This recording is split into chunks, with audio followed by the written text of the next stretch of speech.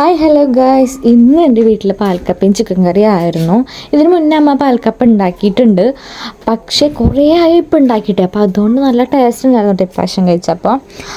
അപ്പോൾ ഇപ്രാവശ്യത്തെ വീഡിയോയ്ക്ക് ഒരു പ്രത്യേകതയും കൂടി ഉണ്ട്. കാരണം എന്താണെന്ന് വെച്ചാൽ ഈ പാൽക്കപ്പ ഉണ്ടാക്കുന്ന വീഡിയോസൊക്കെ എടുത്തിരിക്കുന്നത് എൻ്റെ അമ്മ തന്നെയാണ്. അപ്പോൾ അതാണ് ഇപ്രാവശ്യത്തെ പ്രത്യേകത.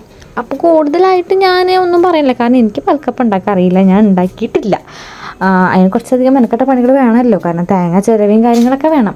അപ്പോൾ ഡീറ്റെയിൽ ആയിട്ട് എല്ലാ വീഡിയോയും എടുത്തിട്ടില്ല, കാരണം അമ്മ ഒറ്റയ്ക്ക് എടുത്തുകൊണ്ട് ഡീറ്റെയിൽ എടുത്തിട്ടില്ല. നമുക്ക് അമ്മയുടെ അടുത്ത് തന്നെ ചോദിക്കാം എങ്ങനെയാണ് ഇത് ഉണ്ടാക്കിയത് എന്ന്. അതല്ലേ നല്ലത്.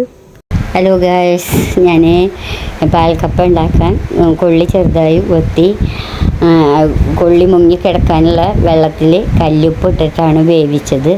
വെന്ത് കഴിഞ്ഞതിന് ശേഷം ആ വെള്ളം ഊറ്റി കഴിഞ്ഞിട്ട് ഉടച്ചിട്ട് അതിലേക്ക് കുറച്ച് ചുവന്നുള്ളി, 2 പച്ചമുളകും, നിങ്ങൾക്ക് എരിവിനനുസരിച്ചുള്ള പച്ചമുളക് എടുക്കുക കേട്ടോ.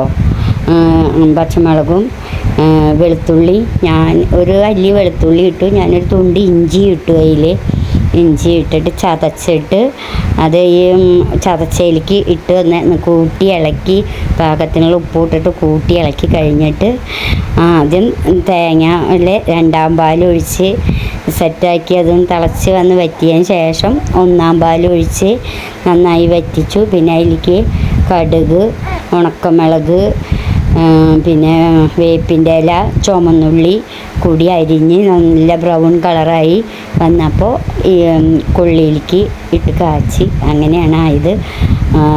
മോൾ കഴിച്ചപ്പോൾ ടേസ്റ്റ് ഉണ്ടെന്ന് പറഞ്ഞു. പിന്നെ ചിക്കൻ കറി ഉണ്ടായിരുന്നു കൂടെ. ചിക്കൻ കറി ഞാൻ കഴിക്കില്ല, അങ്ങനെ ഞാൻ ഒറ്റയ്ക്ക് കൊള്ളി കഴിച്ചപ്പോൾ ടേസ്റ്റ് ഉണ്ടായിരുന്നു. അപ്പോൾ ഗൈസ്, ഇതാണ് അമ്മ പറഞ്ഞ റെസിപ്പി. പലരും പല രീതിയിലാവും ഉണ്ടാക്കുക, പലർക്കും പല പല എന്താ പറയുക ടിപ്സും കാര്യങ്ങളൊക്കെ അറിയായിരിക്കും, പല പല ടേസ്റ്റിൽ ഉണ്ടാക്കുമല്ലോ. അപ്പോൾ ഇതാണ് എൻ്റെ അമ്മ ഉണ്ടാക്കുന്നത്.